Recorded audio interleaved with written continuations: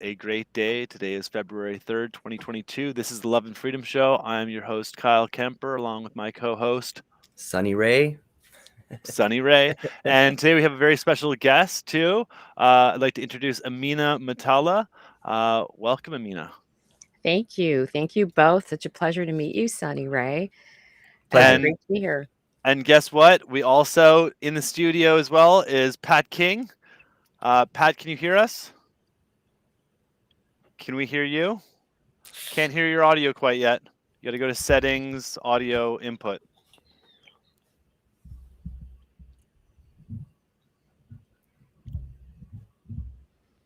We are live. And we are live, and this is Restream, is the software we're using for anybody who's interested. Restream is a public broadcasting software that allows you to go live across multiple different channels. Right now, I'm live on YouTube, Facebook, and Twitter. Sunny, what are you live on? Oh my goodness, 7 different platforms right now. I think if it's all working, we'll see afterwards. But Twitter, So yeah, as well. and we're doing a part 2. So yesterday, Kyle, Pat, and I did an interview on my channel. Still can't hear you, Pat. But no, okay. Let's we'll just troubleshoot Pat, this. There's a settings button. It looks like a gear right under your face. If you click on that, there's a button called audio on the left side, and then you should be able to select a different mic, or you might want to try a couple different ways. How about now? Yes. Perfect. Yeah, baby. Man, welcome to have you. Hey, Pat, right off the bat, nothing but respect for you. Been following your work for months now. I was born and raised in Alberta, even though I don't look like it. And we nothing but love for you. So welcome. I was just saying we did a part 1 yesterday interview with Kyle and Pat. They met for the first time. So we're here today. We're joining to continue the discussion. Awesome. And Sunny Ray is joined in with us as well. So how do I share this to my page? Perfect question. So on the top, it says add channels, right above, and then click that. You're probably gonna need to set up a Restream account and just to connect that. This is a very important step to do, because once you set them up once, they're set up forever. And I really believe that this is one of the most powerful streaming platforms out there right now. Okay. So yeah, take your time with that. Cool. Anybody's watching, feel free to just chill. While Patrick gets all set up there, do you want to maybe introduce everyone to Amina and maybe get the conversation going with her? Yeah, so I mean, I've known Amina for years now from Ottawa, from the Bitcoin scene, and we had a very strong kind of energetic connection right out the gates. And we have been keeping in touch, furthering the kind of the cause of decentralization in crypto, but also freedom and liberty. And since the very early days of this pandemic, Amina and I have been discussing it, and and trying to figure out what the path forward is, or understanding kind of our perspective a little bit better. Amina, I don't know, why don't you introduce yourself a little bit? And hey, Pat. Yeah, sure. You're one. I think I got it. You got one. If you want to do others, feel free to. So this works with Facebook, Twitch, Twitter, all of it. Awesome. Sorry. Continue.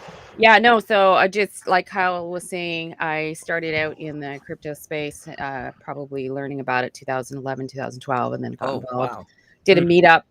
Didn't get into it until 2017, but started a meetup bi-weekly in Ottawa for over a year. Then got very involved in the space, and I got to know Kyle, of course. Did a lot of work with him throughout the times, and then of course with Corona coming in, we jumped on the freedom train, and always was on the freedom train, but a bigger reason to be on it. And then Pat got on my path when I was doing the private prosecution with Norman Traversy back in 2020, and it's just been ongoing. And here we are today. So, all right, it looks like, Pat, your things are live. Messages are flooding in, so probably gonna have to move that to the side. Oh, so my that goodness. I say stay focused and not get distracted. The chat is blowing up. Okay. Oh, yeah, you're welcome. Oh my lord. Okay, you guys keep talking. I'm gonna try and find the go-ins here. All right, so Pat, why don't you tell us what's going on? What's the latest and greatest? What's happening in Ottawa? Well, right now there's a press conference about to be released. We were just up at the command center. We've got some really big details about to come out, and yeah, it's things are coming together good. Truckers are happy, horns are blowing, Nice. the snow's melting, and it's going to be a wild weekend. We got some events planned for Saturday, some hockey on the streets. We're going to play a big shinny tournament. We've got a dance party and fireworks show Saturday night. Woohoo. And a lot of festivities coming down. We're encouraging everybody to come from far and wide. I may have to fly back just for that. Oh my God. Come from far. I know, Sonny, you're heading down, right? Wait, Pat, are you talking about Ottawa? So yes, I was there last weekend. I took my family out there. I do have a was it question. fun. Huh? I do. Oh my God, I'm so excited. I mean, I'm from Ottawa, but I'm not there right now, and I'm watching from afar, and it's just it's amazing watching from here. But anyway, I just wanted to quickly say this top of the chat, because I don't know if you know Pat or Kyle or Sonny, but today on the Hill at 1:30, what time is it? It's 1 o'clock. There's a lady. Are we really going to bring this up? Okay, don't bring it up. Not even, right. I would suggest Done. we don't even give it energy. No. Perfect. That answers my question. Thank you. Yeah, because understand, like, you know, within this whole space, there's a lot of, like, you know, there's also disinformation, misinformation, baiting, and, you know, I think one of the purposes of this is more than egos. This isn't the Pat King convoy. This isn't the whoever. This isn't the conservative movement. This is literally about freedom and liberty and unity, and people coming together through radical self-expression, inclusion, communal effort, participation to, you know, rethink and raise the vibration. Because for the last 2 years, you know, a lot of Canadians have been suppressed and hypnotized into this fear-driven state where, you know, our you know, humanity has been like lost and dehumanized, and demoralization has been, like, you know, has been just all over the charts. So now there's this opportunity, and the convoy and what's going on in Ottawa is a symbol of unity.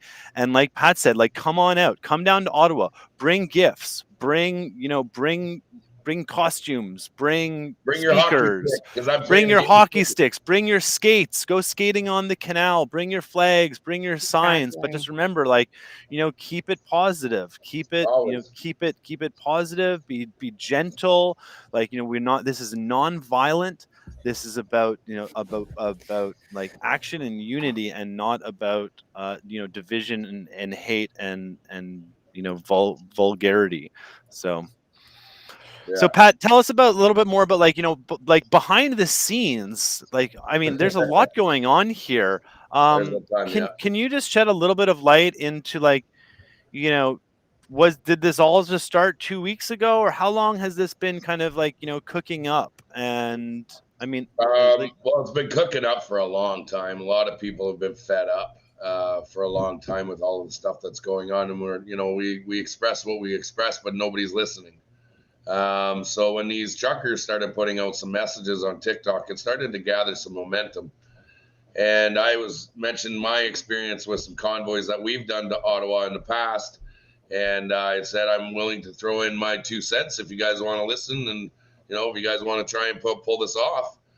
So we had some meetings, and we had some, you know, some Zoom meetings with each other, and asking how we wanted to do this and what we were going to do to make it work. And next thing you know, I said, well, let's bring everybody onto my program, onto my platform, and let's do an interview and introduce everybody and show everybody how they fit into this.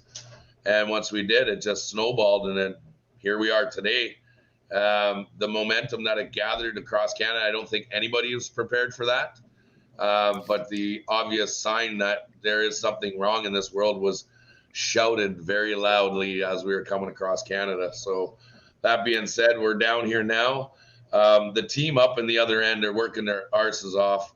You know, they're doing so much damage control. The rumors that are flying, you know, things that people are saying and doing around in the background is, you know, we have to bring out the rumors and kill them before they get any further. So today's meeting was basically, let's put some things to rest. Let's put some fires out. I met with OPS today, this morning, with and a representative for the Algonquin Nation, or Mohawk Nation, sorry, wanting to know what was going on with these teepees and structures that were going up.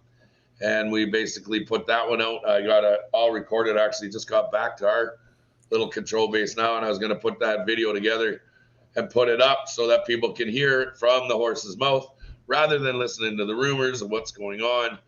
And yeah, we got interviewed by APTN this morning with regards to the First Nations aspect of this, and just some apologies put out because of some things that were kind of went against protocol, which we knew, which we weren't aware that was going on at the time, but now it's just damage control. Now they're putting out a press conference. All the lawyers are up there. They're doing their thing. And I just walked away because I have nothing to do with any of the money aspect of things. I'm trying to help our guys out wherever I can and wherever needed. And that's where I stand with this. I'm here to support everybody. I'm here to help everybody.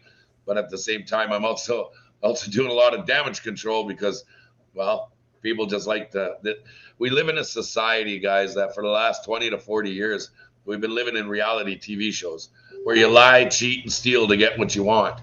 And a lot of society today is they thrive on the drama. They thrive on the dissension. They thrive on the lies.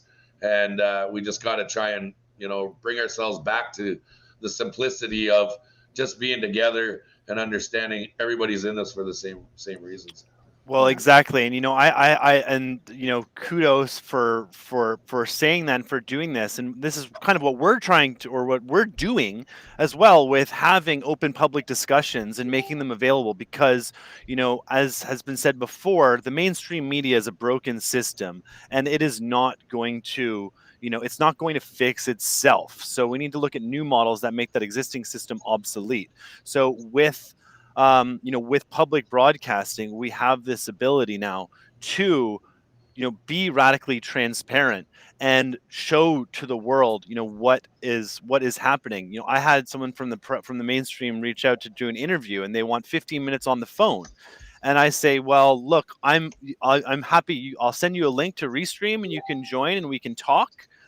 Because I don't want to do a 15-minute interview where you pick the lines that you want, and then it goes to the editorial board and you create some sort of sensational headline. Like, I'm just not going to engage in that. Versus, like, okay, if we actually do this publicly and you're held accountable for your questions and my answers are recorded as well, that makes a lot more sense. And we are in this age of massive information, so let's record and let's share. That's right. Hey Kyle, can I just say one thing? I've never seen anything like this, but I'm sorry. I hope Restream doesn't crash on us because there's so many comments. I tried to activate it, but it's like literally moving at the speed of light. I know. So let's keep them I'm gonna off. just keep that away for now, but yeah, I'll figure that keep out. them off it's because insane. it's great that they're there and we can go and review them. But yeah, and they're cutting in. But just see, there are so many people out there, and one of the things the convoy has done is has brought people out and given hope from all around. So it's there's many more people that aren't there. Sonny, can you take that off of the screen, please? Oh, so this what I'm trying to say is, Kyle. See what happens when you hold the pipe, Pat. Yeah, Kyle, I'm gonna try. It's just it's literally crashing for me in the background. I'm gonna try and get rid of it. There you go. It's gone. There you go. Okay, Yeah. Perfect. What I'd like to discuss a few things is so out there right now we have convoys going all over Canada. I know that Saturday there's over 200 trucks that are going to Quebec City to go make a presence known at the Quebec legislature grounds, as well as we have groups in Alberta that are down at the Coots Crossing, and they're blocked in by the RCMP down there, and the RCMP is starting to get aggressive with them. And those orders are coming down from the politicians at the present moment. One thing RCMP is a federal organization too, so they don't report to the provinces. They're reporting at a federal level, and Yeah. RCMP has a long history of questionable behavior as well. But within the RCMP, yeah. there are lots of incredible, people with open hearts who are conscious, and we need, to all police officers out there, are you going to serve and protect the people and stand up for what it means to be a free Canada, or are you going to become stormtroopers enforcing an empire agenda? Ask yourself that question. Really reflect on that, because we need, peace officers and people, safety is critical, and police play a very important role, so long as they're, holding to their oaths. But once you start getting into becoming, like you know like stormtroopers, I'll just say it. Yeah. And the mask is a sign of being a stormtrooper. It's about de-identifying you. Be free to able to show your faces and communicate with people as human beings, because you are all human beings. Now, Pat, on the topic of Coots, I mean, I saw that there was like a blockade of the blockade as Yeah. well. And so it's like, things are getting like, how many blockade lines are there going to be?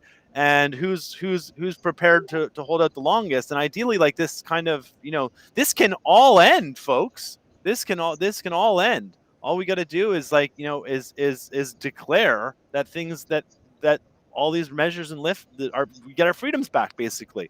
And speaking of that, Pat, what is the end goal here? Nobody's moving until these mandates are done, and that's the truth.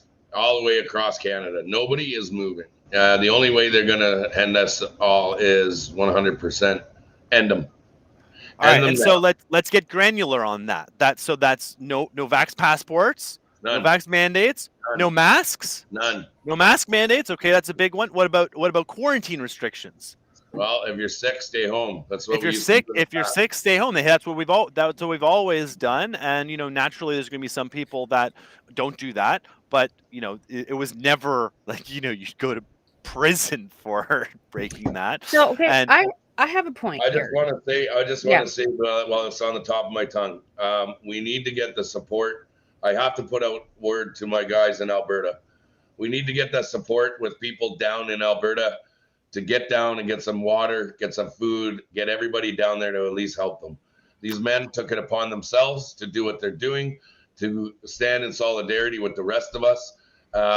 It's only appropriate if Alberta, get your asses in your vehicles, get the hell down there and start supporting those men and women out there, because it's only a matter of time till this is over. And if I got to come back, it's going to be a little pissy, because I don't want to come back till this is over. Right. And so on that note, and this is part about communal effort. You've got the people at the border who were kind of the front line, the vanguard, if you will, who went down there. Well, now we need to support our troops. Okay, so I want to make a point, and it's that, so the UK dropped all mandates, right? We've seen that happen. We've seen Ireland do it. We've seen a few countries do it now, and it looks like that seems to be the way it's going. My understanding is that will happen here as well, because there's no reason to have a mandate up anymore. So if the country decides to drop all the mandates, the narrative's going to be that they've decided to do that. Right? Of course. Any politician is going to make it look like it was their idea. Exactly. So, what else can we do with this truck rally? What else can we Mamina, did you come really on. There's so much we can do. Exactly. Talk to us. There's so much we can do. This ain't over. This is just the beginning. Because they're going to drop the mandates. We know that. That's already coming. Of course they are. Yeah. And we know that. They've never isolated the SARS-COV-2 virus ever in a human being. Right. Never once. Tell that story real quick. Tell what you did at in the courthouse.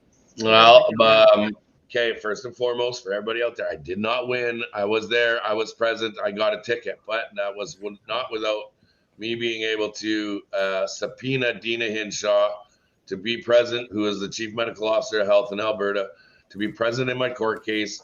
And I wanted the material evidence, the white papers, to prove the isolation of SARS-CoV-2 in a diseased patient that has not been genetically made in a lab, has not been spun out in a PCR test 45 million times, which we know is the wrong test to even do any of this, and not cultivated in a computer program.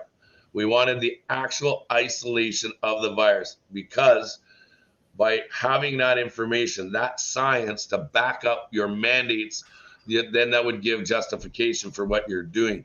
You don't have that science. But what happened was they found a little loophole. It's called a jurisdictional challenge, because I used a justice of the peace to subpoena Dina Hinshaw rather than having a court judge, Court of Queen's Bench judge, subpoena a government official. So that being said, they came out and released a document, part of that squashing of the subpoena, stating that they do not have the material evidence I am requesting. Basically saying they don't have it.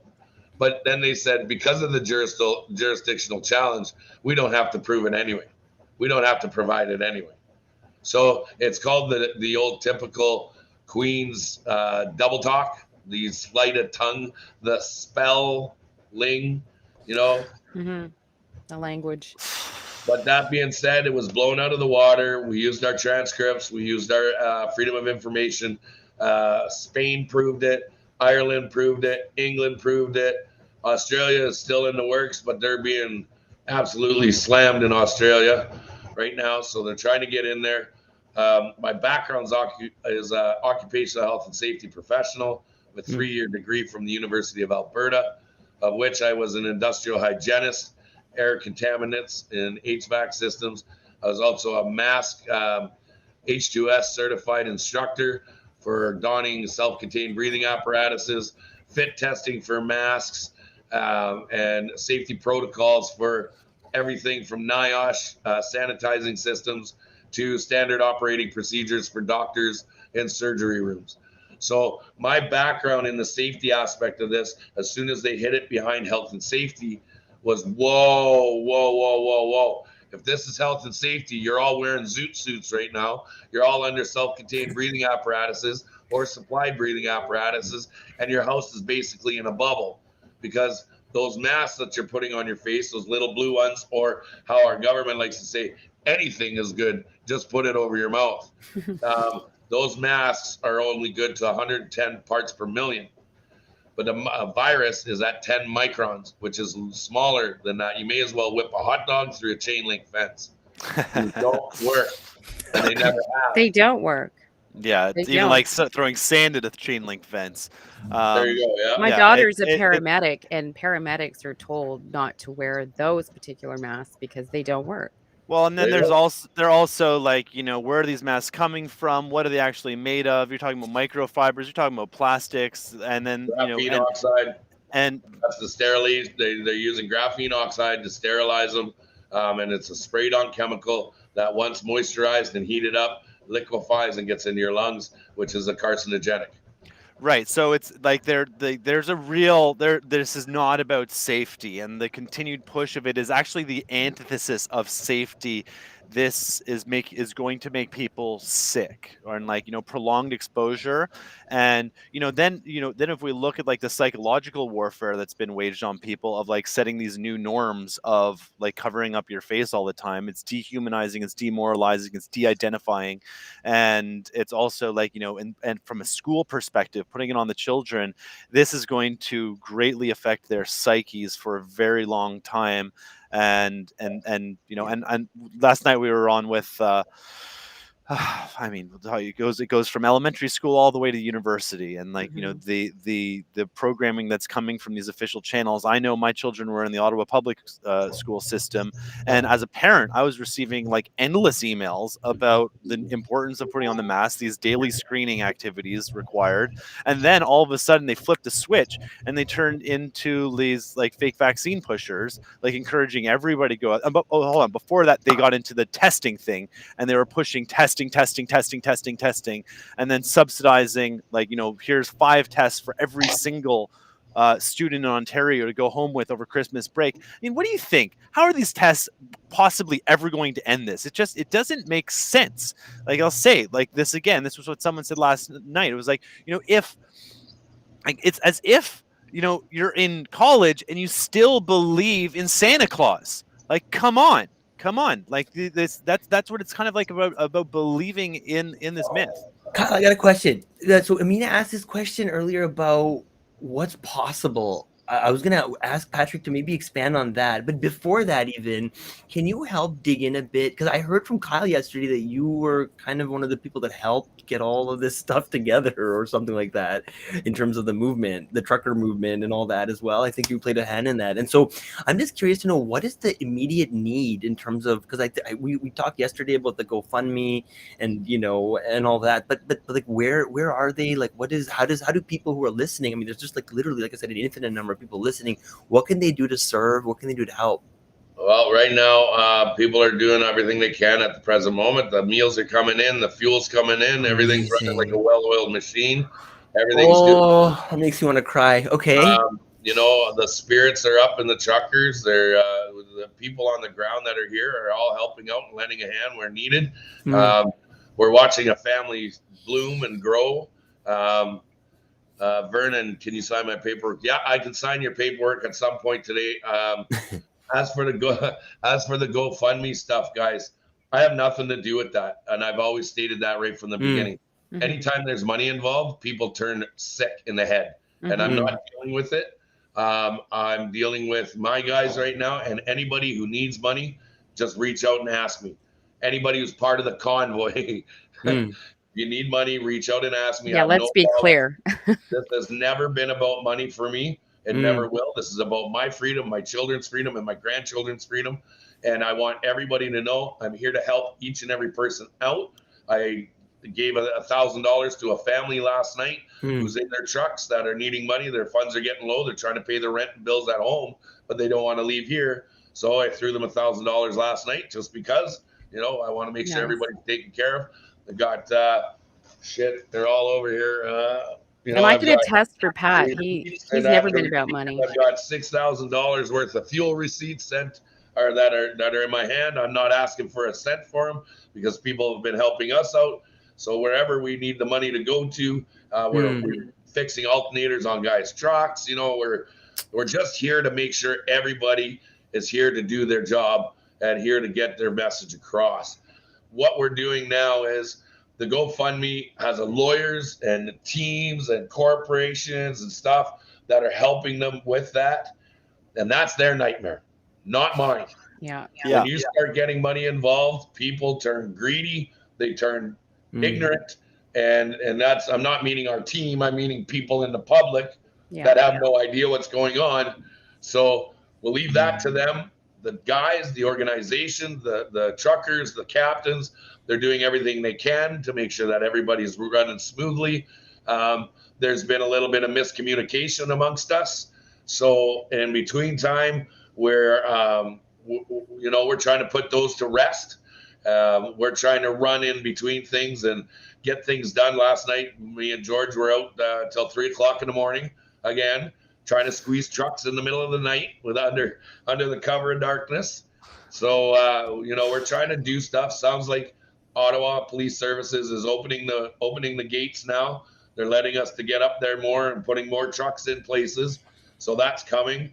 A lot of things. Amazing. So inspiring.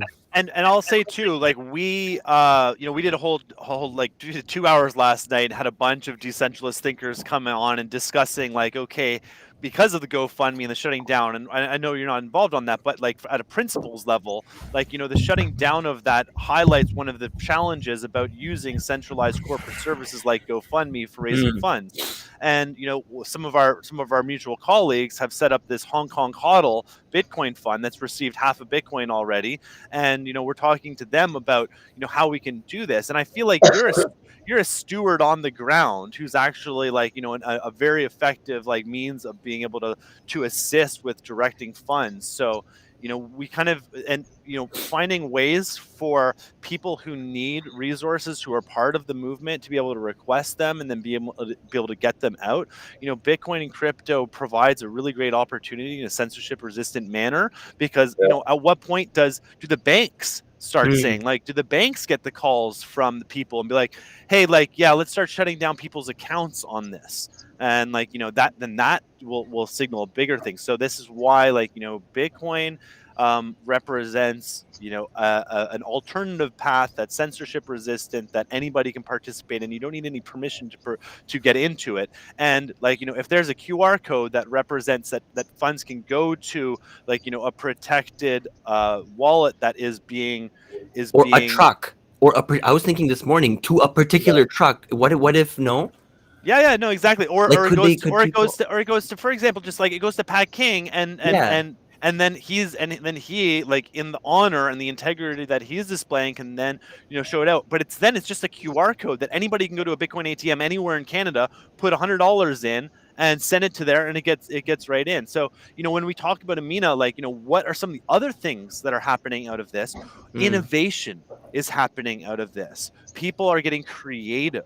Where some of the systemic Absolutely. challenges are being highlighted, and we're looking at it. I mean, I think as well, I know I'm certainly trying to push the dialogue ahead around full system change here. Like, parliament and representative democracy is completely broken. It is so toxic. There's no accountability and responsibility in our elected officials, and so much money and effort goes in to curating every ballot in every riding on this one day, where it's it's a big campaign for that one check mark, where is this was a pre-electricity system that we're still using today. Can we do better? I know we can do better, and I know we live in this age of exponential technology. So let's start co-creating that. And if you're interested, our show yesterday, we went deep on what is possible, and what a future ideal outcome state looks like, but also what we can do immediately right now, which can be as simple as a Bitcoin address to help get resources to people. Well, right now, a lot of people are very untrustworthy with the crypto, and we kind of want to keep that. We'll teach people slowly in that. I understand crypto 100%. I have my own, and I trade on crypto quite often. But we're leaving that part because it's a little bit confusing for some people at the present. Right now, we're just working towards making sure everybody's fed, and there's also an adopt a trucker program. So you can go into that. There's funds for getting food and fuel and housing and showers and everything for those truckers at that moment. And while doing that, there's people just lending a hand left and right. I wanted to talk more about what you said about the government structure. Electoral reform is well needed and has been for centuries in this country. What is going on is the number one thing is we have government officials, 5 parties on both sides of the floor that can sit there and openly bribe each other to vote their way on their on the opposition or the majority side. And Jagmeet Singh was a perfect example. He was going against Trudeau in one of his bills he wanted to pass, and then he openly said, "Well, if you back my funding or my bill I want to be passed, then I'll vote your way." And that's bribery in my mind. And I think we need a 2-tiered structured system. This is just my opinion. I think the only prime minister ever allowed to sit in the prime minister's position is a chief of First Nations, because this is their land and they should be in that position. It should always be a chief. And that chief is this deciding vote because he makes that say on the land. Now, we can all work together. Absolutely. There must be equal representation. There must be representation when it comes to taxation, not over-representation when it comes to taxation. We are losing money hand over fist through equalization payments just in Alberta alone. Alberta has been the backbone of this country. And I'm not saying this just because I'm an Albertan. I was born in Ontario, and I'm from Ontario. I've worked in Alberta for over 25 years. But I have seen the product of what comes from Alberta and how it keeps the rest of the country afloat. That being said, I think that with everybody being able to monitor and basically take care of themselves per province, we could see a lot of things working in everybody else's benefit. If we put, let's just go on a scenario here. we've got oil and gas. Okay, oil and gas. We're just going to use that as our product. That's our GDP that gets the most back from cash to hand to mouth kind of thing. So if you put your oil and gas in there, each province has it. So if you put a refinery in each province has an option. They can either, one, build up their supplies to keep the cost of fuel and everything down in their own provinces, or they can sell what they want and what they've got and put it back into infrastructure without having to take away from everybody else. You can put it into your hospitals, you can put it into your schools, you can put it into your roads, you can put it whatever, or you can sell it, make profit, and give it back in what Ralph Klein used to do in Alberta. We called them Ralph bucks, and is a piece of the pie that every Canadian gets a little chunk of change back for their hard work and efforts from their gross domestic product being put out. It's called what was it? It was called a heritage fund. And in that heritage fund, what happened was after Ralph Klein retired, we got the NDP in there, and the NDP milked that heritage fund dry. But every province has the ability to govern themselves. We don't need the federal government to dictate in a lot where our funds go. Now, when the government needs to stick, in my mind, I think the federal government should be gone. Every province is a nation inside of a nation already. And I think everybody should be able to get along with themselves and have, instead of all these MLAs from one place or from all these multiple places to fill seats or whatever, you should have an equal representation of 50-50. And that means 50 from the north, 50 from the south. And when things need to be talked about, we can talk about them, but nothing moves until you've got majority of that people agreeing with it. I'm not a professional when it comes to politics. I hate politics, period. But a little bit more of a transparent, two-tiered system would be way better than dealing with all these multiple parties that have the capability to bribe each other. We see it all the time, and I don't like that, and that's why we're in the mess we're in. So, on that note, there's a lot of people watching, and those are fantastic, concepts, and let's identify, some of our ideal outcomes. What do we want in Canada? We want freedom and we want prosperity. I think we want to move from this scarcity mindset where it's pitting people against each other, province against province, to abundant. We live in an incredible age. We have access to more information, more technology, more resources, more building supplies, more automation than ever before. We do not need to view this as a monopoly game where one person wins, another person loses. Yeah. So if we rethink this system, and it's important that we have serious discussions about this. And if anybody's listening is really into this, write about it, start sharing, start creating, encouraging discussion about this, because we need to have a real discussion, not a parliamentarian discussion about this. We need to have a real discussion amongst the people, because if we can deploy, with the level of technology, and we talked about the level of crypto is a little bit complicated, but it's getting easier and easier and easier, and more people are going to come into that as well. And, it can provide a base layer of a trusted kind of ledger by which we can have some humans making decisions and leveraging decentralized governance technology to act as a contract system for assuring that it's transparent and accountable. Because right now, I saw Pierre Poilievre querying the industry minister. It was where'd $10 billion in spending go? And they couldn't answer it. And it's they can't answer. And now they want to spend $2.5 billion on rapid tests. It's this amount of money that's being spent right now, it pales in comparison. It's complete funny money, monopoly money, and the levels of it, this amount, we don't even know how much they've been spending on vaccines or fake vaccines. We don't even know. They've been these are secretive. How much? Oh, yeah. $3.5 billion just in the province of Alberta and BC alone. Just in those, yeah.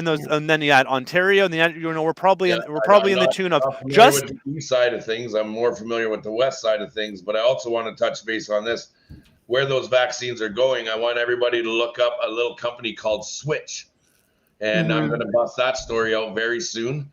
I'm just building it all up, making sure I got all my I's dotted and my T's crossed. That's going to come out tonight. I'm going to expose where a lot of this money's gone. Remember, I am an investigative journalist on the side, and don't think for 1 minute I didn't come here with a huge story to bust open.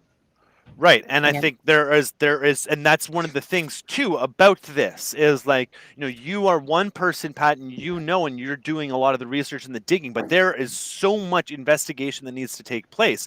So on that note, as we move forward, we get back our freedoms, like we need to have justice and some accountability so that we don't repeat history. Again, Kyle, sorry, I don't mean to interrupt, but I hear what you're saying. And what I see for me right now in front of everything is that, okay, solutions. We need self-governing society. I think, yes, the digital golden age is going to perhaps lend that type of technology for us to grow into, and our higher conscience will be able to use and develop these sort of systems. And I do see a self-governing world is where more will go towards.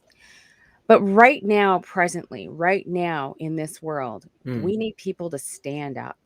We need people to stand up, because I know people in government. I have, we all have all these contacts, and I hear the government politicians talking about what they're doing, and I'm doing this and I'm doing that. And I personally tell them straight up, that's wonderful, but people are tired of the politicians. What's going on? Right? We need people to stand up. No, we need to stand up. Agreed. Kyle, do you know a gentleman by the name of Jordan Paquette? Perhaps. No? I don't remember. Perhaps. Let's just put it this way. We know where they're going, and we know where the Switch company is bringing it. I don't know if my camera can bring it, but just know this, guys. We've got a huge story. Military? Is that a military plane, or that's a big giant Russian transport plane? And not saying Russians are involved, but it is a cargo plane, and a lot of money is being funneled and brought back through a shell corporation and being looked at as the purchasing of medical supplies, but it's not medical supplies. And it's just going from one pocket into another pocket. Oh yeah, absolutely. And like within this, I mean, like, how many even worse than the Wii scandal? I mean, this whole thing is way worse than the Wii scandal. The Wii scandal was, was one thing, but this is global in nature, and this has deep ties, and it warrants investigation.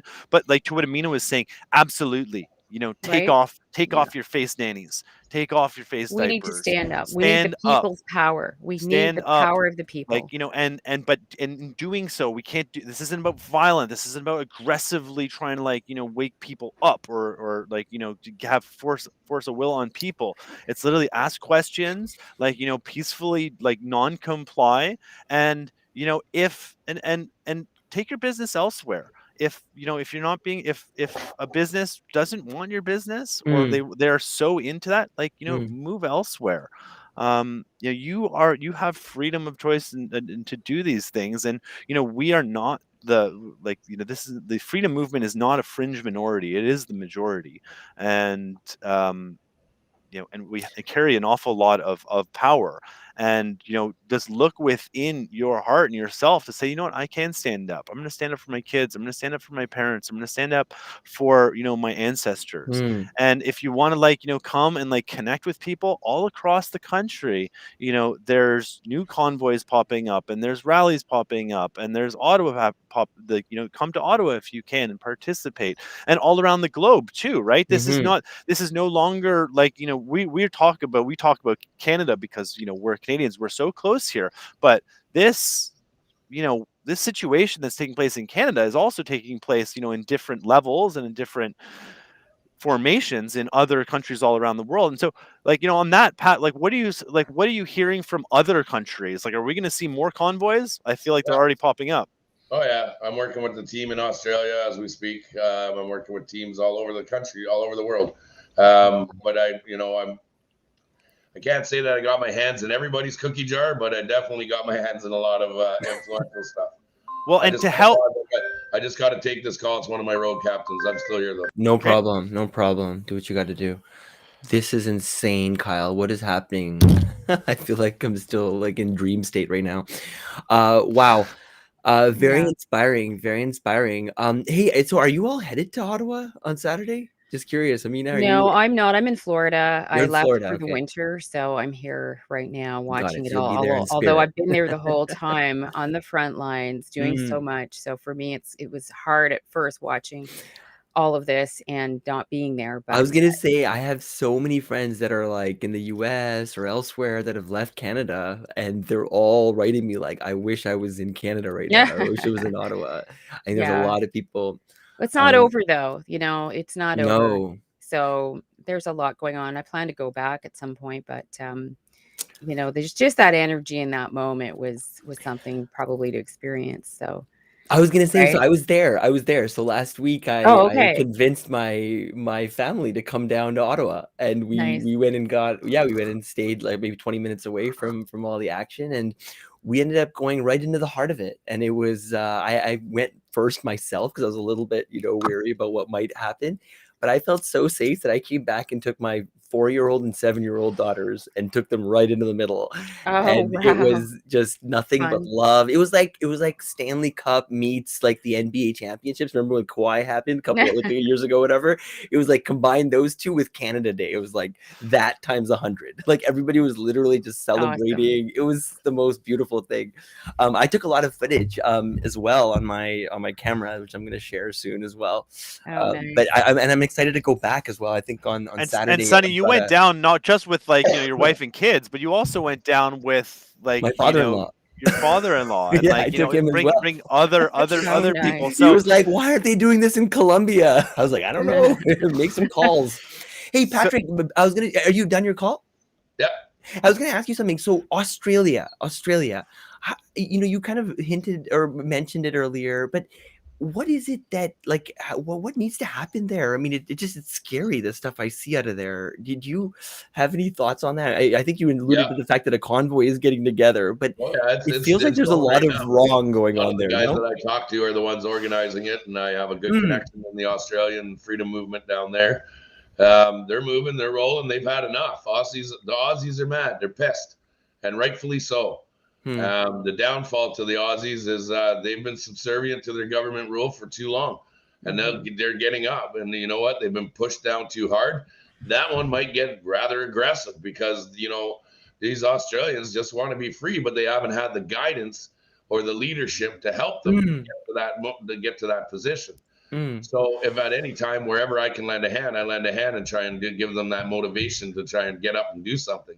And that's basically what I've been trying to do is just motivate people to exercise your God-given inalienable right to stand the hell up and say no. And as Mm. soon as you do that, you take that control back into your hands.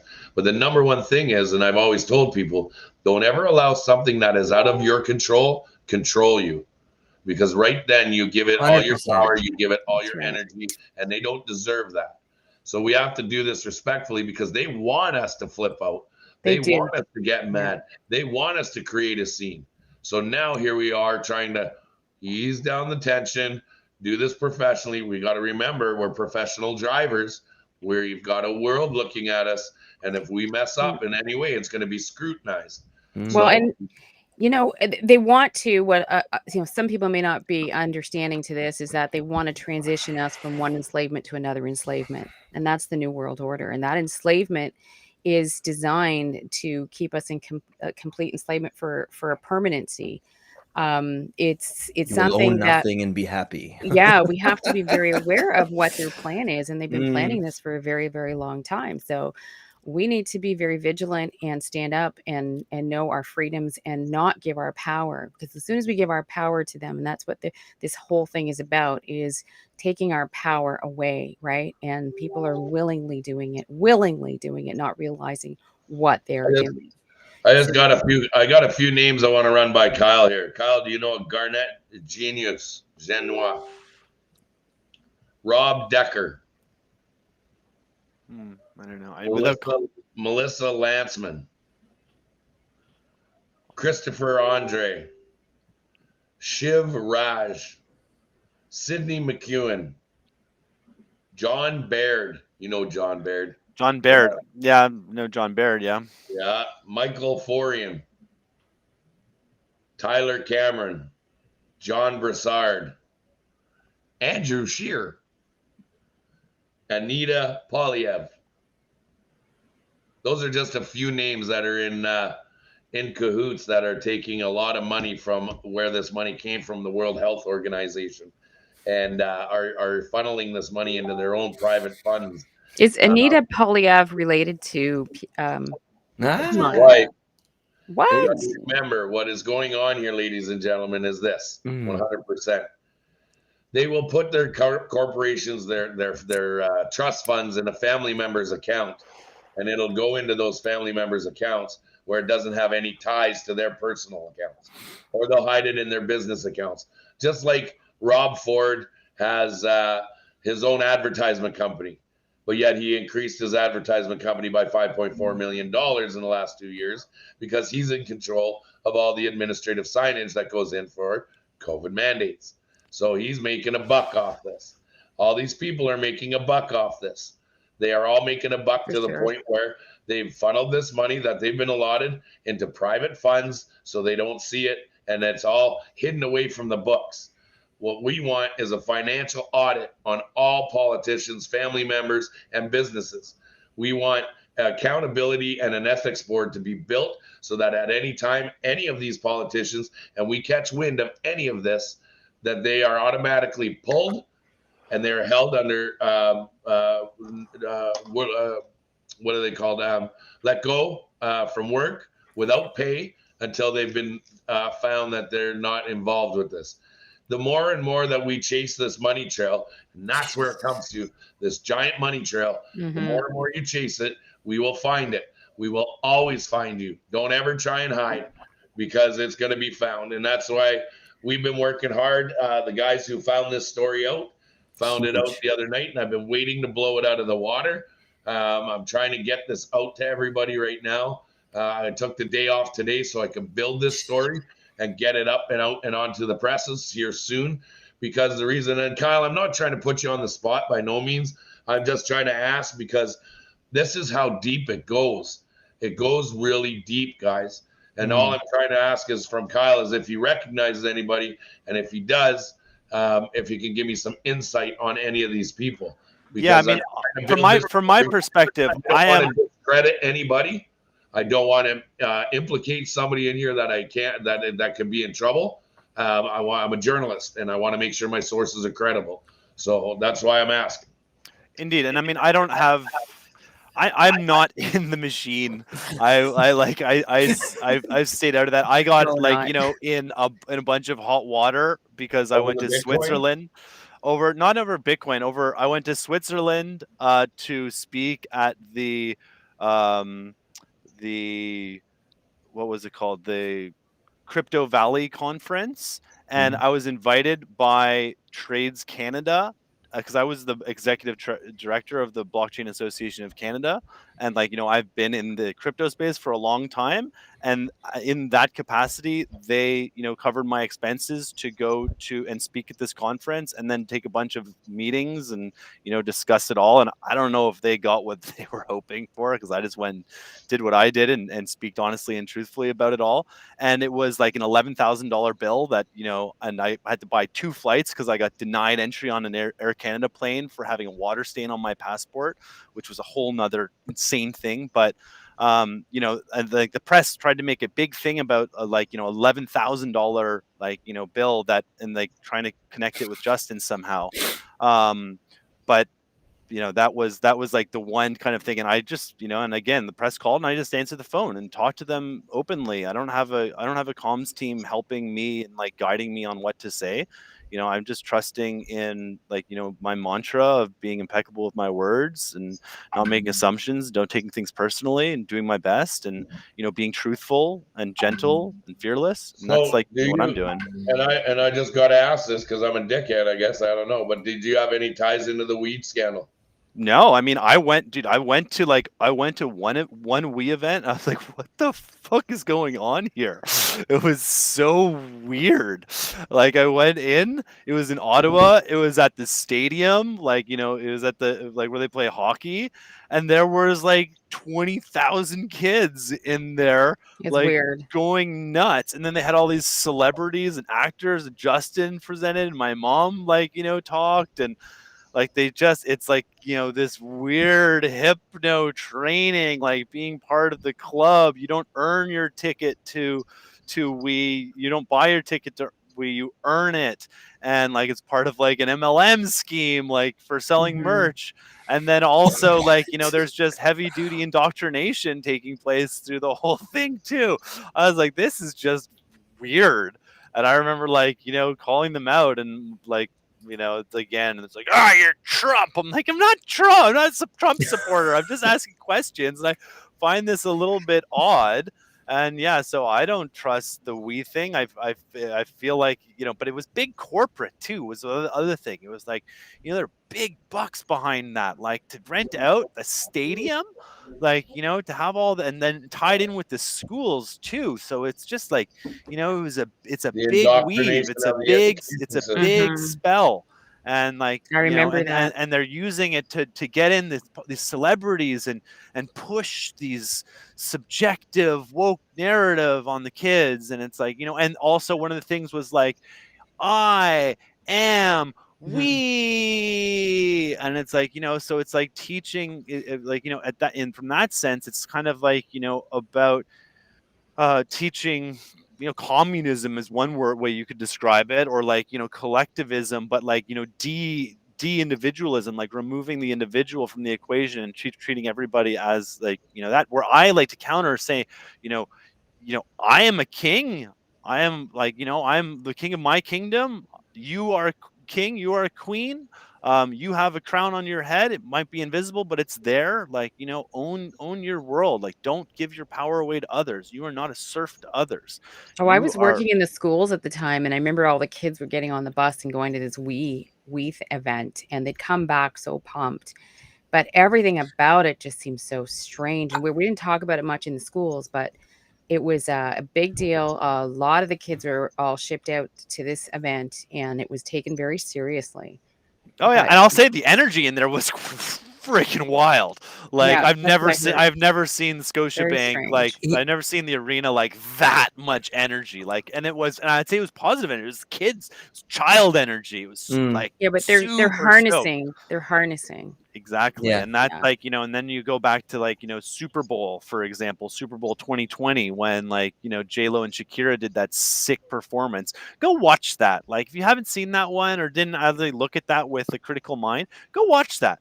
What do you notice? They put all the kids in cages. Like, the kids are in cages. And then what happens right after that? All the kids, where everyone's locked down, the whole world's locked down. And children, like they show the actual children, but I would say large children, adult children all around the world got locked down.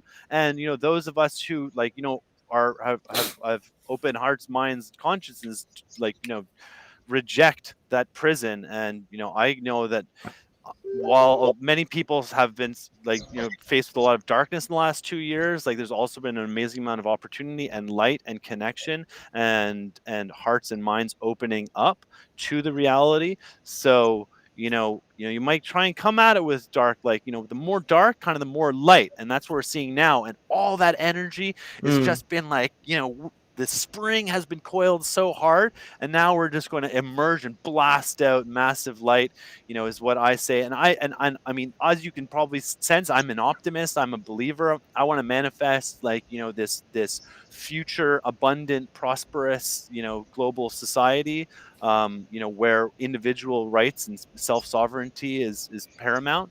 And we work together towards, everybody achieving their dreams, whatever they might be, and encouraging, skill mastery and life purpose, whatever that means, as opposed to focusing on, the negative and challenge. And like, when you give and you get angry, you're giving away your power. So it's like, be critical, but don't give into it. Like, criticize by creating. And that's one of the great things that this stage where we're at right now. And that's the way like the free market has always worked, is, when there's an opportunity, like, it creates solutions. Kyle, do you mind if I switch gears back into our original conversation? Because all I can see is a truck behind you, and just all I think about are truckers right now. Sorry, I want to ask, and this is a really unique opportunity that Pat's here as well. I want to touch on the topic of the word courage, right? So I think that's kind of what I was trying to poke at with the Australia thing and kind of what's happening today. But like, Patrick, can you speak to this? Because you are like one of the like maybe 3 or 4 people that have been really kind of vocal about a lot of this. I know you were getting Instagram shut down and you're coming on every day with the and you just in the face of seemingly insurmountable odds. I mean, today people might say, "Oh, it's a party, let's go join," but you were literally like one of these few people that were seeing this long before. How did you muster up the courage? How do others find that courage? Because I think my sense is that a lot of people are super freaked out. They're super scared by the virus, by the news, by the media, by their friends, their family, and masks everywhere. How do you break past that kind of psychological barrier? You know what I mean? For myself, that's a pretty easy question. Once you see, fear is of the unknown. If you don't know it, it scares you. Once you know it, you can no longer be scared of it anymore. Therefore, it becomes you're afraid, or you just don't want to do it, or you don't want to face it. Once I've done my research, and then I have a grounds to step up and be able to base my facts on what I have, facts over fear is what we like to ramble on about. What we do is I'm not afraid of much in this world. I'm afraid of snakes. I'll let you know that. Snakes, anything with no legs and moves like lightning, should not exist on the face of this planet. But in the face of anything else, I've always had that fight. You get that fight or flight instinct. I was brought up in an industry where you couldn't have that flight instinct. You had to be ready to fight. And then when I say that is I used to sit on, we used to describe it as standing on the loaded stick of dynamite at 12 hours a day, all day long, every day. And that's in the oil and gas industry. Anything can go wrong. And when it does go wrong, it all goes wrong, and it goes wrong in a hurry. Well, you have to have protocols, procedures in place, and you're in charge of men, and you have to make sure everybody's safe. And you have to be the one that's calm, cool, and collected in the eyes of adversity in a situation where destruction and fires and flames and explosions. And you have to have your protocols down, your BOP controls, knowing your procedures. Hi, Kelly, up, down, know when your valve's ready to shut, valve in place, come down and isolate that well, run your kick fluid in, try and bring that gas pocket out, circulate your gas pocket, blah, blah, blah, blah, blah, in order to contain Mother Nature and not let her blow your pants off. So we were always drilled in those drills to always be ready at any moment's notice. A horn can blow and you got to react. So a lot of my instinct now is know what I'm talking about, know how to react to it, have a procedure in place so that I know how to work it, and then also don't be scared, because when people are looking up to you, as soon as you show any uneasiness or any kind of fear, that's going to set into them. So when I do what I'm doing, I've backed everything up. I've been the guinea pig. I've fought with the court systems. I've researched everything with a fine-tooth comb.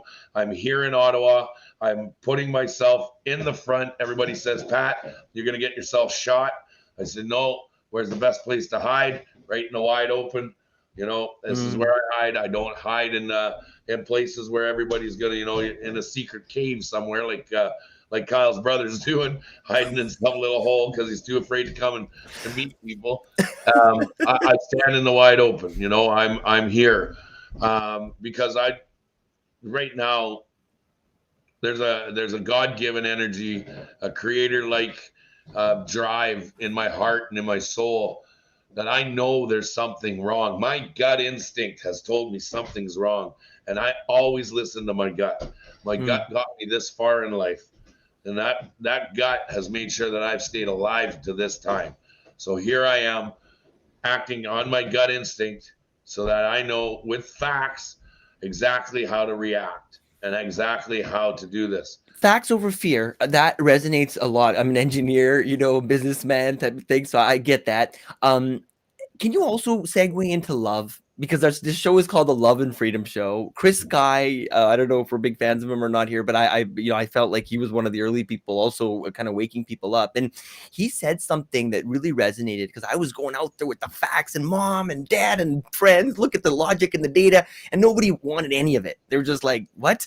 Like, I'm not an epidemiologist. I'm not a doctor. I'm not a politician. I'm not a this. I'm not a that. And they just would close off. But then when I just started going, Mom, I love you, like first and foremost, like, you know, my friend, here, come give me a hug, and then kind of lead with the rest of the stuff. It seemed to resonate more. But I think you seem like that kind of character. Like, you're courageous, you're a lion, but you're also kind of like a bear hug type of guy. Yeah, like. well, I have one of the biggest hearts ever. And the reason I have that big heart is because I've had it shattered. Straight up. I know what it's like to have a broken heart. I know what it's like to hurt. I know what it's like to feel sorrow and pain. I know what it's like to have loved ones oust you and not see you for who you are. I know what it's like to live with a broken heart. And I don't wish that on anybody. So that's why I try and drive love. I try and drive peace. I just try and, be that nice guy, because the nicest guys out there are always the ones who have been hurt the most. And now you see, I'm kind of that big teddy bear. I got a mean streak. I don't like bringing it out.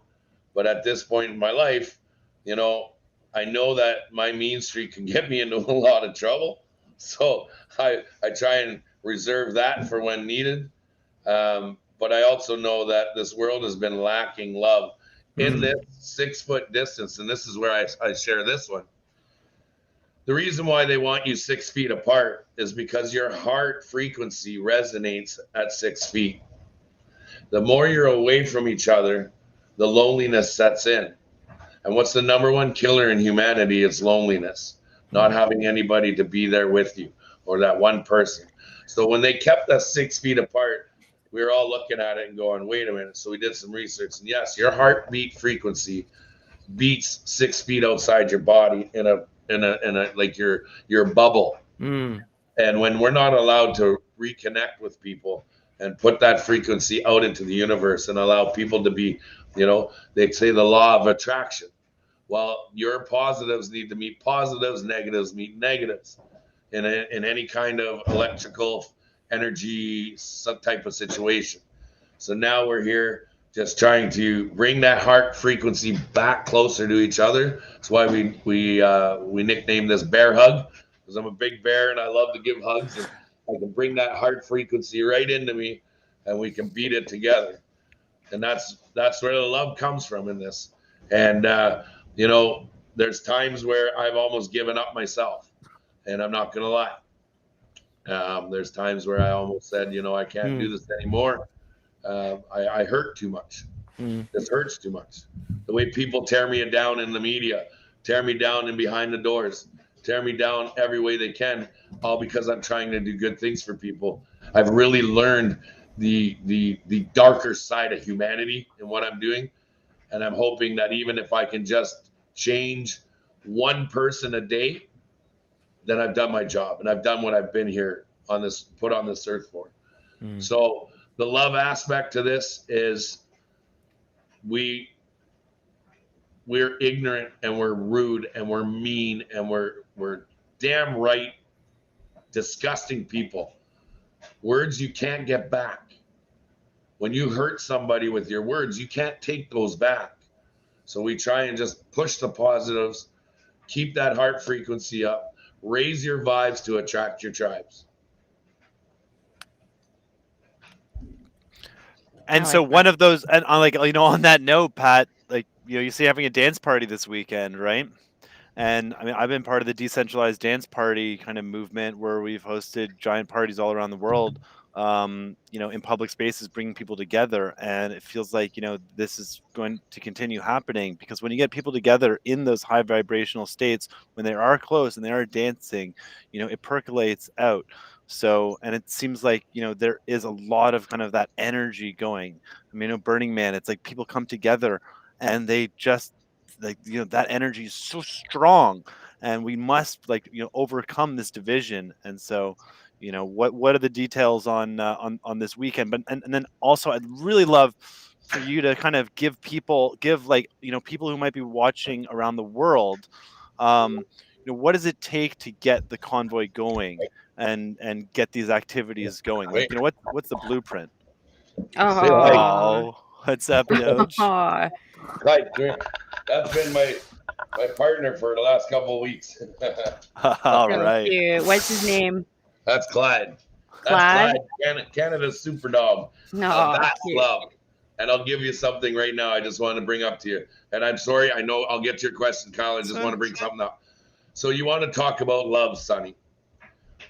When we have dogs in our lives, what is dog spelt backwards? God. What does dogs give to you? Love. Unconditional love. Right.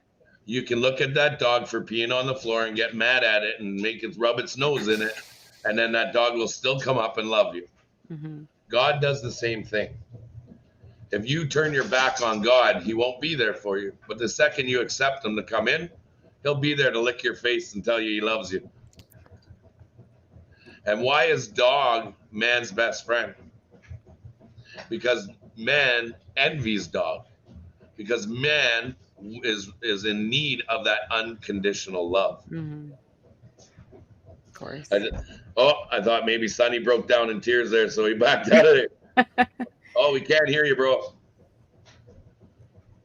No, I love dogs. I love it. I saw your dog in the truck when you were driving down. It was great. It was great. Well, he's not my dog. He's Carrie. Carrie's the lady that donated her motorhome to help me come across Canada. Oh, nice. Thank you, Kate. But I told her I'd take him from her anytime she wants somebody to babysit him.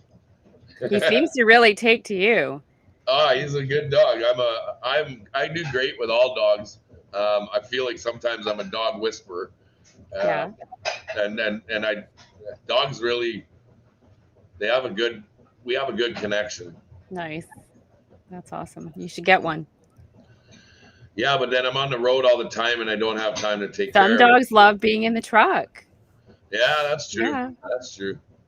But I want to give it all the utmost attention I can. I couldn't neglect it. So that's where I'm at. But Kyle, you were saying, go ahead. I apologize. Well, it's like, in terms of other people around the world, like, looking to organize their own convoys or, try and fight for liberty and freedom using, like, what would be some of your recommendations towards organizing, like, how much like paperwork was involved in making this happen? Is there any paperwork, or is this fully organic? Oh my gosh, hang on a second. Yeah, apparently it's quite the paper trail. Is there paperwork? How many folders you want me to pull out here for you? Yeah, there's paperwork involved. There's registration forms. There's consent forms. There's code of conduct forms. There's money forms to get your money sent to you. The paperwork is intense. Remember, we're professional drivers, so there's also logbooks that have to be followed.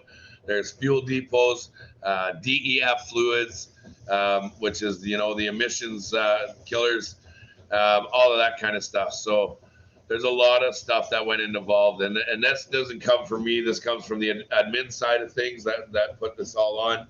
So they were working hand over fist to get that running. It's incredible. It's incredible.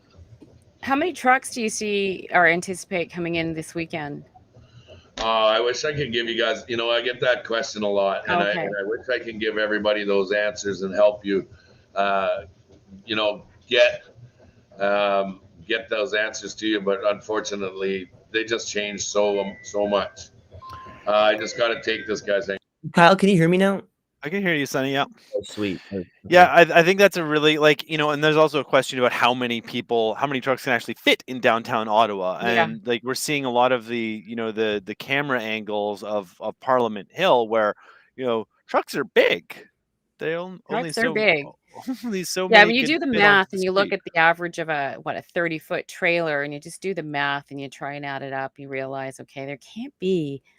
Some of the numbers out there are a little outrageous for sure, but and then of course the media downplays it tremendously. It's at one point I just seen somebody say that 50,000 trucks, that was a lie. That was not a lie. That was OPP clicking as they went by from Windsor, they went by out west, and when they got here from the east, they were on the highways clicking.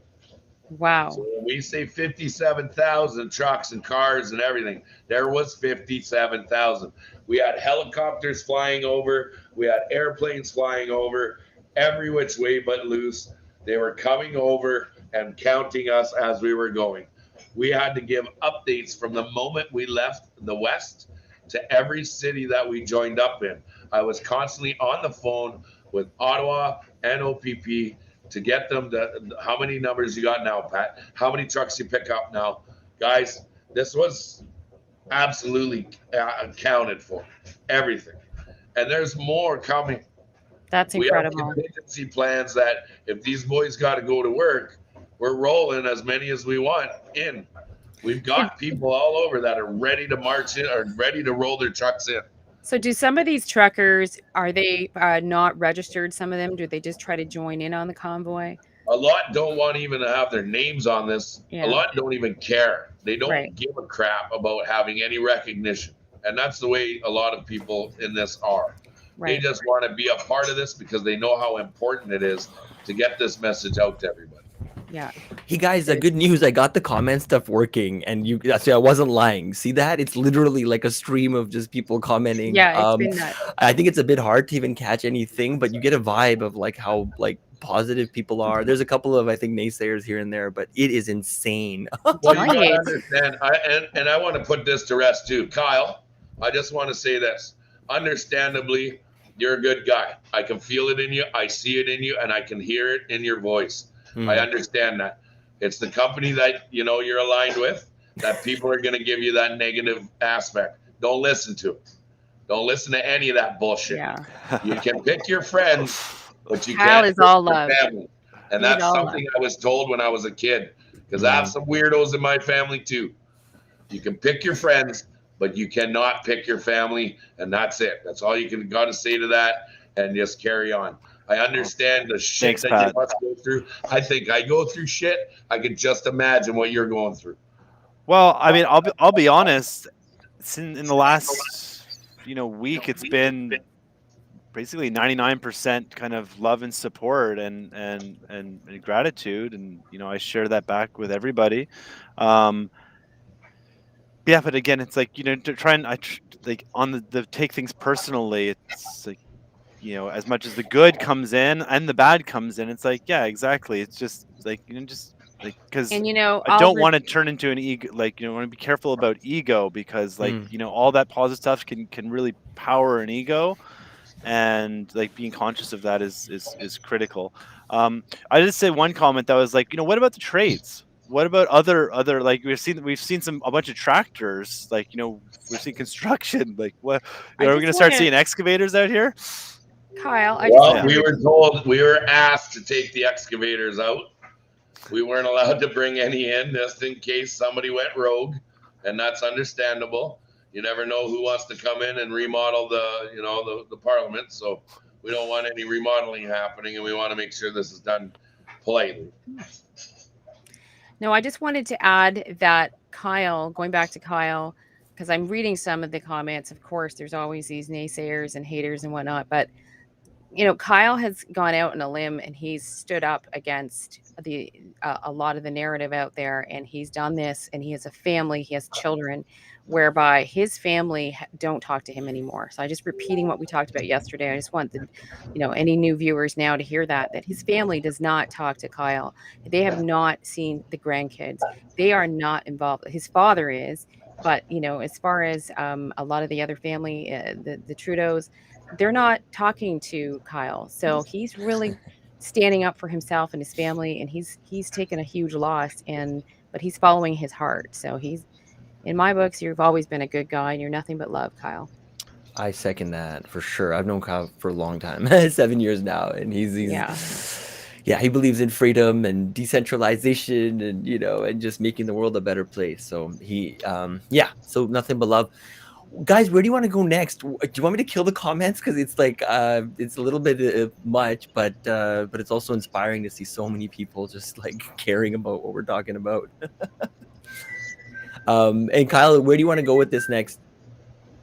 Well, I mean, I was interested in we'll wait for Pat, but learning more about like other trades coming in.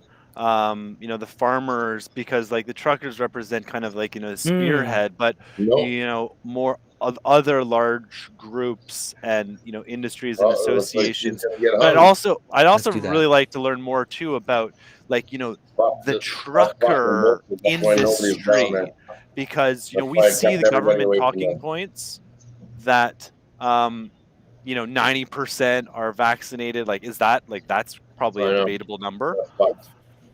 And I'm curious to I'm ask the just in an question, interview with Kyle, Kyle Kemper right now. why the Well, truckers? I'm not up there filming it. Why so didn't I'm the not laptop up class there. stand up? Why didn't the politicians stand up? Why didn't the doctors Just make don't this put it out, happen? man. Why didn't the, like, why didn't everybody else The stand up? Gula bitch is up there burning the Canadian flag right That's a off good fucking question for Parliament Pat. Okay, Yeah, great. that No, was my I think we question gotta for him. let's What'd you say? We didn't Pat, hear let's that. talk about that Patrick, for a what was second. that? Oh, you missed it. Oh no, we talked over Hill. Nothing. star of No, the show I- here. I'm here now. Rewind. Jeez. Well, okay, we don't want to People- like. Should we like? I mean, it warrants discussion because it's going to be a big news item. So Sonny's got a question, Pat. He Yeah, missed go it. ahead, buddy. Yeah, change topic. Okay, Mike. Oh, okay. So it sounds like something huge happened there, but okay, well, we'll keep moving forward. Good or bad? Are things okay? Carry on. Next question, please. Next question. The question is why the truckers? Why not the politicians, the laptop class, the doctors, the media? I mean, there's just so many Because other people that should have or could have, or maybe you would have thought, but why is it that the truckers, and in retrospect it's kind of obvious, but I mean, looking forward, a couple months ago, I would have never guessed this. well, it looks like this. Our truckers are so underappreciated. Mm. They are so taken for granted. They are a demographic of people that are just straight up hardworking, great people that just want to do their job, who just want to be, there behind the wheel, getting your product to you, and you push the wrong demographic of people. The importance of truckers, you'll understand in a real hurry if they pull the pin and they don't make their deliveries. You'll understand how important they are to you. And, these politicians took them for granted. They decided they're going to throw a mandate on something that has nothing to do with it. They're isolated all day long. They are they're not in contact with very many people most of the times. They live in their own little bunks in their trucks, and they just do their own thing. So they're underappreciated. The hard work that they actually have to do. We call them professional drivers. We don't call them. They are delegated as professional drivers. So, Amina, did I get your attention there? Or Yeah, I'm listening. I'm sorry. There's something going on. Yeah, I know what you're doing. Please just let it slide, and I'll tell you guys after what's going on. What is going on is, these truckers have been given the shit end of the stick for a long time. And the importance of them doing what they're doing here is absolutely 100% the reason why they're here. Because they're here to show you how important they really are. And they're not just dumb, idiot truckers. They're actually men and women, husbands and wives, families. These men make their own businesses. They run their own things. They're good, wholesome people. And they're that demographic of people that all they want to do is be left alone. Don't bother them. Let them make their money. Let them pay their taxes. But if you push them, they're not the ones you want to be pushed. The ones that they want to be with are the ones that you don't want this silent majority pushed to the brink where they have an ability to starve you. Yeah. And on that note, how unified. Like that, and you got nada. So true. It's so powerful. And how unified are the truckers? Like CB radios. Talk about that. Talk about their radios.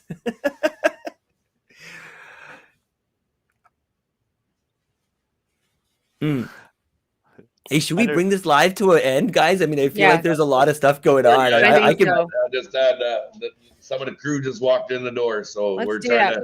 Patrick, we can bring this one to an end.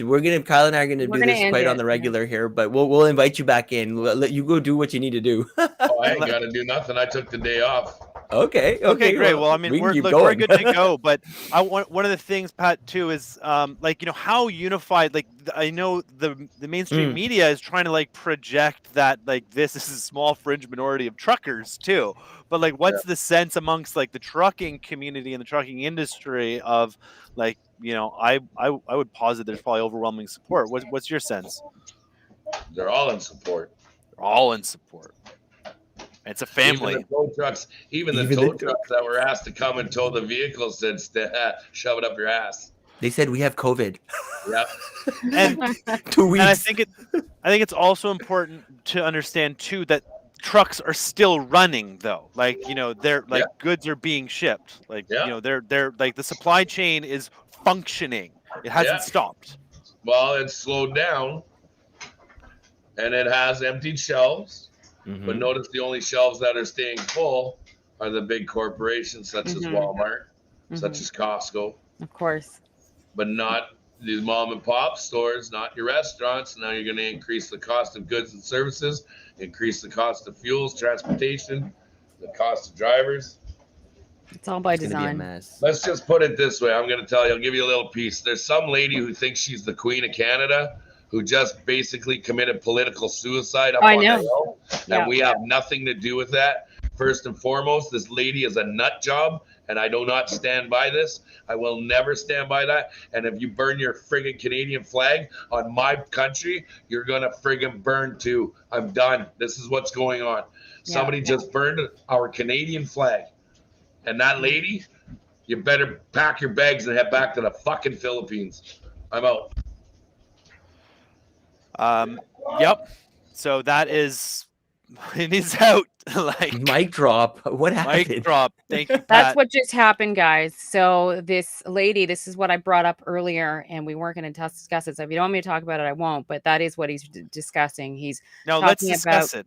Let's Queen discuss Romana. So Queen Romana is from the Philippines, and she's been talking her narrative for the past year, and she is becoming the commander-in-chief of Canada. So she's self-declaring that she is the commander-in-chief she of will Canada. be, not she's self-declaring, but she hasn't until today or whatever the ceremony is. She will be the commander-in-chief of Canada. So there's a new flag that they've designed, and I saw the flag, and it honestly, it's a maple leaf with a sword going right through the middle of the maple leaf. So it's purple. I just don't understand what's going on. I'm just like, how does this happen? Exactly. And this why seems like it's gonna be a why big is she not distraction. being stopped if she's on the hill? And I know there was a lot of police there around and in the side streets as well prior to the event.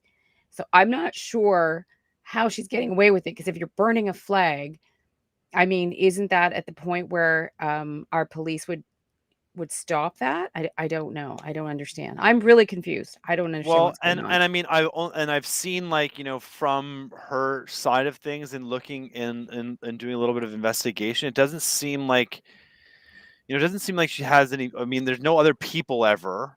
It's her individually kind of speaking with a tremendous amount of I don't know, like, like assumption in what's taking place. And it seems like, I've gotten some messages about her too, and like, she speaks some points, but it seems like, in my opinion, this reeks, like, this has red flags all over it. And it looks like, a psyop. This looks like, this is staged, and it looks like this will, there's definitely, like, this is an opportunity for people to she's trying to connect herself with this cause and use that for the purpose of expanding, her mad dream or whatever she's pursuing. I don't understand it. I just don't Anyways, know guys, enough. like, yeah, let's not maybe confuse matters too much. We can do a little bit more research. We Well, should. But it's important to know. understand that, I like, know, you I know, know quite a be bit about this, to careful. be honest with you. I know quite a bit. I just rather not get into it because I don't want to give it too much credibility and throw Yeah. all of it off. But Moving on. I do know quite a bit about it. Yeah, it's just I don't know. I have no idea what to say. I mean, if anyone's burning Canadian flag, that's obviously terrible. That's awful. Yeah.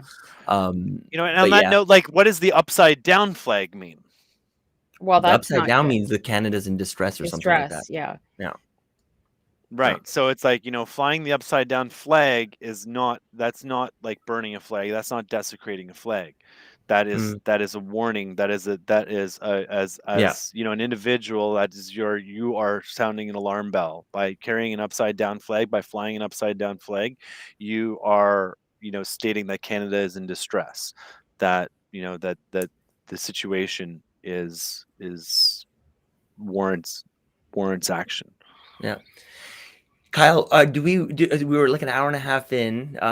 Do we want to bring this one to a close and we can start up again in a little bit? Or is there any other things you want to chat about right now? It was a bit overwhelming. I'm not gonna lie. I was like trying to hold the ship together because I like you saw what I showed you. It was Like a lot. thousands and thousands and thousands of comments. It was so It was weird. a lot. My system almost broke. Yeah, I have a $10,000 computer and it almost died. It's crazy. Yeah, that's like it's a flood of comments and like, Something yeah, I happened mean, with Pat. Yeah, Pat, that's why I was Pat's trying to got like get Pat's some. got Pat's got a Wow, really, I guess, a very, very large audience. So, you know, definitely. really grateful to Pat for coming on and Mhm. sharing, you know, and everything that he's doing. And, you know, I wish we could have figured out, like, you know, if he's paying out of pocket to help people, it's like, you know, how can people support Pat? And, you know, I That's don't kind of what think I was trying to so. get at too. Yeah, I don't think he is, but no, because he's part of with the truckers, and it doesn't sound like he is. I don't know. I can't say it for 100%, yeah. but yeah. Yeah, I right. didn't Well, want to it's dig too deep into the Bitcoin thing just because I could sense he was like, and he's kind of right in the sense that those people, like truckers, aren't going to want to now all of a sudden learn It's about too Bitcoin. much. Number one, Yeah. the idea that I was having, I'll say it now because he's gone, but I was thinking it was like we could be the conduit, meaning we could just literally be like, okay, all the funds go to Pat, and then Pat turns it into dollars, and then he gives it to whoever. So now what that does is it opens up the ability for anyone sitting anywhere in the world, because right now, what is he going to get a wire? No one's going to send him a wire for like it's going to take a week Yeah. or whatever. But if people all over the world, Bitcoiners, freedom lovers, wanted to just zap some funds over to this cause, someone like Pat could take it and run with it. Well, you could do a Right? multi-sig wallet too. I We mean, did this yesterday. We were talking couple about it. signatures and Yeah, yeah. So again, I don't want to muddy the waters, and right now, guys like him are like at the forefront of this movement. So it's better to just kind of let him be. But I definitely think there's some space for us to innovate and help and serve. Yeah. Kyle, you want to bring us home though, because I think this one's, like I said, I wouldn't mind bringing this one to close. Anything you want to just sum up or share in parting? I thought it was an amazing session, and Amina, thank you for bringing your energy and just it's just been perfect. yeah. No, it's Yeah, great. I It's a got great to like the part teary too. level a few times. That camera shutting off was not technical. That was actually me killing it for a few seconds. I'm like, well, I Okay. don't, No, well, thanks, guys. Thanks for having me on. I Yeah. mean, we were continuing on from yesterday's show, so it was great to do this, and I'm sure this is going to continue. Let's keep Lots going with going it. on. Let's keep going Right. with it. And I think Yeah. it's like super important too that, you know, we're doing these publicly Yeah. and, like, you know, and sharing, because this is like the new public broadcasting system.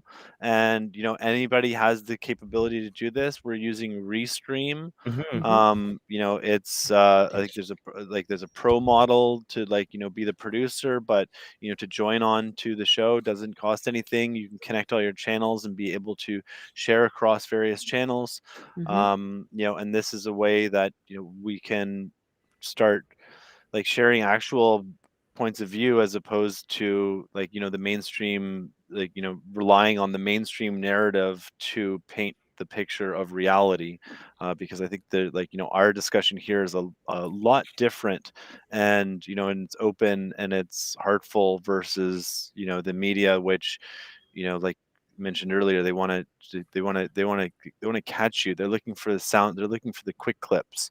And you know, you'll see, like, you know, for Pat, for example, like there's a lot of, you know, there's a lot of people talking shit about him, but like, you know, make it be your own judge. Listen to that man. Like, you know, he's it's the real deal. You Yeah, know, he and brings a this, definitely like I think I love like the fact that he brings a new perspective, but also he's super courageous, and you know you get the sense that like you know He's you just want to fearless. rally behind him. Yeah. Yeah, he's fearless, or he's willing to face the fear. Let's put it that way. Yeah, that's right. Which I exactly. think most people, you know. Okay, Kyle, like I said, let's bring this one to a close. If you guys want to even reconvene in an hour, 2 hours, I'm game. But for now, I'm Right. gonna kill this. Amina, you're always welcome to be a co-host with us on this show. You're great. Okay, Thank you. and You're thank you awesome. everyone Thank for you. listening. Oh my God, all the people, like literally, this was amazing. Love Thank you you so all. much. Yeah, nothing but love and freedom. Freedom. Baby, All yeah, right. baby. Have a great day, everybody. Thank you so Take much, care, guys. Sonny. Cheers. That Thank was you, a Amina. Thank you, wow. Pat. Thanks, Kyle.